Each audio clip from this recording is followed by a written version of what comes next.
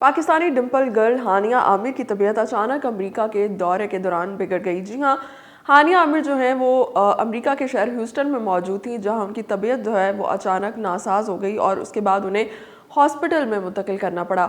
आपको यहाँ पर बताते चले कि हानिया आमिर जो है वो हम अवार्ड्स 2025 की तकरीब में शिरकत करने के लिए अमेरिका के शहर ह्यूस्टन में मौजूद थी, जहां पर अचानक उनकी तबीयत ख़राब हुई।